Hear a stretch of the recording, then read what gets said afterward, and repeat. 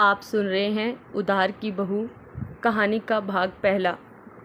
दहकते गर्म तवे से अधपकी रोटी उठाने के लिए चंद्रवती बाई ने अंगूठे से लगी 2 उंगलियों को जैसे ही तवे पर रखा, मुंह से दर्द भरी सिसकारी निकली।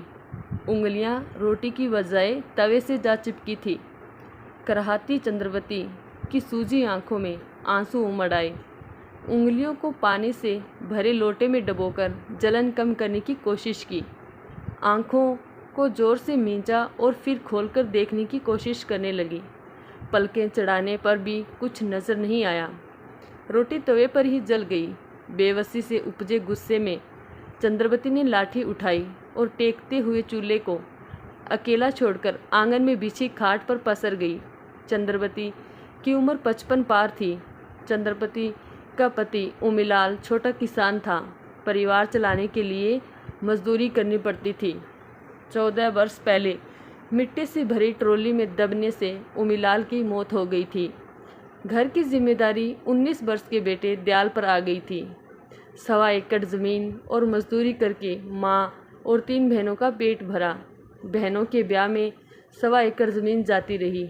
जिम्मेदारियों की चिंता में दयाल कब 33 का हो गया पता ही नहीं चला। चंद्रवती ने नाते रिश्तेदारों में दयाल के ब्याह की बात चलाई, मगर उम्र और गरीबी की खतरनाक मिलावट को देखकर नाते रिश्तेदारों ने कन्नी काट ली। समाज और जात वालों ने भी 2 टूक कह दिया, भाई ज़मीन है नहीं, उम्र 33 होने को है, कौन देगा अपनी बेटी। चंद्रवती की आंखों ने साथ छोड़ दिया था। हाथ पैर मर्जी के मालिक थे। जब चाहते काम करते, जब चाहते ऐंठन के साथ असहनीय दर्द का एहसास कराकर चंद्रवती बाई को बेबस कर देते। पोंटुओं को सहलाती हुई चंद्रवती उठी और लाठी के सहारे चूल्हे के पास बैठ गई। वह बड़बड़ाई, सोत मौत भी नहीं आती, रोज़ नरक भोगने से तो मौत भली। चूल्हे के पास टाट पर बैठकर तवे से जली रोटी हटाई। कंडे का टुकड़ा लेकर तवे पर रगड़ दिया। फूंकनी लेकर कंडे सुलगाए। दोनों हथेलियों के बीच लोई दबाकर रोटियां थापने लगी। नास पीटा ईश्वर भी क्यों बुलाएगा। मौत दे देगा तो मुक्ति जो मिल जाएगी, उसे तो तिल तिल मारना है। सारे दुख मेरे मुकद्दर में लिख दिए।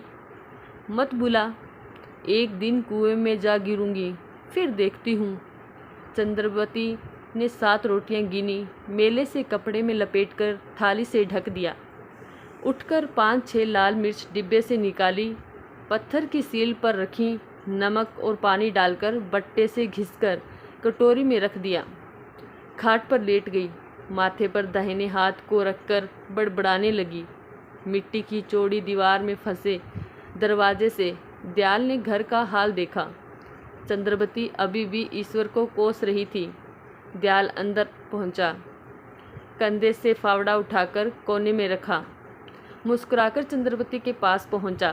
क्या अम्मा, आज फिर भगवान जी की पूजा कर रही हो। हाँ, कर रही हूँ पूजा भगवान की। मेरे सामने आ जाए, सिलबट्टे से पीस दूँ। दयाल सहम गया। अम्मा की उंगलियां पकड़कर देखने लगा। पोंटुओं में छाले उभर आए थे। देखकर दुखी हो गया। भरी आवाज़ में बोला, कितनी बार कहा है रोटियां मैं बना दिया करूँगा। कितना वक्त लगता है 5-7 रोटी थापने में। जला ली ना उंगलियां। तो चंद्रवती सुबकने लगी। उसे देखकर दयाल भी रोने लगा। दोनों काफ़ी देर तक रोते रहे। दयाल बोला, अम्मा गलती भगवान की नहीं है, मैं ही नालायक निकला। कोई मेरे ब्याह के लिए तैयार नहीं। कोई रोटी बनाने वाली होती तो तुम्हें क्यों हाथ जलाने पड़ते। मेरा बुढ़ापा तेरे सहारे कट जाएगा। मैं 2-4 साल में ही मर जाऊंगी। तेरा सहारा कौन बनेगा। निरुत्तर दयाल ने उठकर रोटियां और चटनी की कटोरी उठाई, खाट के पास बैठ गया। रोटी को चटनी में डुबोकर अम्मा को खिलाने लगा। बीच बीच में हाथ से अम्मा को पानी पिला देता।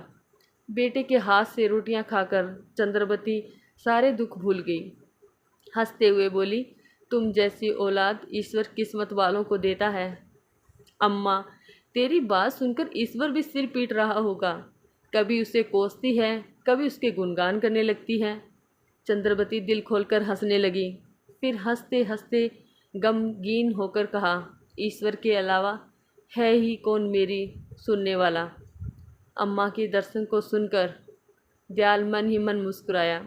पानी के साथ रोटियां गटकी और फावड़ा उठाकर निकल गया। दोपहर होने को थी। चंद्रवती ने रोज़ की तरह लाठी उठाई, घर से बाहर निकली। ठोकरों से बचते हुए मोहल्ले के दूसरे छोर पर मिश्रा जी के बाड़े में पहुंची। बाड़े में बबूल का बड़ा सा पेड़ था। 12 मास पेड़ के नीचे दोपहर को औरतों की बैठक होती थी। ज़्यादातर औरतें सास होने का तमगा हासिल कर चुकी थीं। उनका रोज़ का काम कांटेदार पेड़ के नीचे चुगल पुराण को ताज़ा रखना था। चंद्रवती को देखते ही 2 औरतें दौड़ी, हाथ पकड़कर पेड़ तक ले आईं, खाट बिछा दी। सभी ने चंद्रवती के पैर दबाए, आदर के साथ खाट के ऊपर बैठ गई। एक बोली, माँ जी, दयाल चला गया क्या? हाँ, रोटी खाने आया था, खाकर चला गया। दूसरी बोली, और क्या, कोई होती तो रुकता भी, माँ जी के बाहर जाने का इंतज़ार करता। सभी खिलखिलाकर हंस पड़ी। चंद्रवती ने बुरा नहीं माना।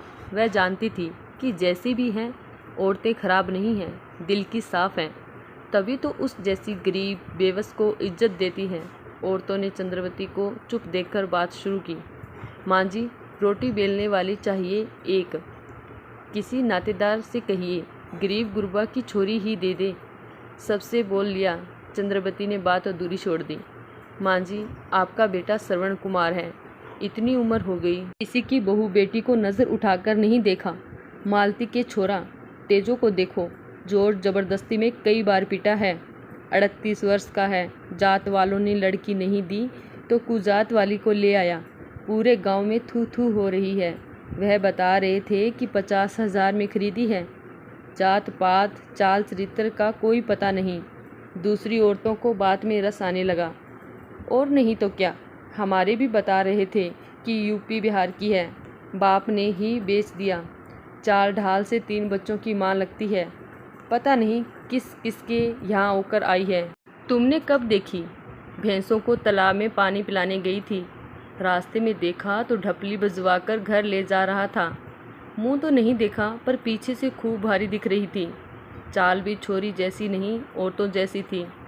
चलो, राम मिलाई जोड़ी बन गई। दोनों दिए की तरह बुझने से पहले फड़फड़ाएंगे। सभी खिलखिलाकर हंसने लगी। एक बोली, अरे तेजू को चूल्हा फूंकने वाली मिल गई, 50,000 में, क्या बुरी। पूरी कहानी सुनने के लिए, यदि आपको ये कहानी अच्छी लगी हो और इसको सुनने में आप दिलचस्पी रखते हैं तो इसे पूरा सुनने के लिए इस कहानी का अगला भाग ज़रूर सुनें। और इसके लिए यदि आप चैनल पर नए हैं तो इस चैनल को सब्सक्राइब ज़रूर कीजिएगा, ताकि जब भी मैं इसका दूसरा भाग अपलोड करूं आपको सबसे पहले सुनने को मिले। धन्यवाद। और हाँ, कमेंट बॉक्स में हमें कमेंट कर ज़रूर बताएं कि ये कहानी आपको कैसी लगी। धन्यवाद।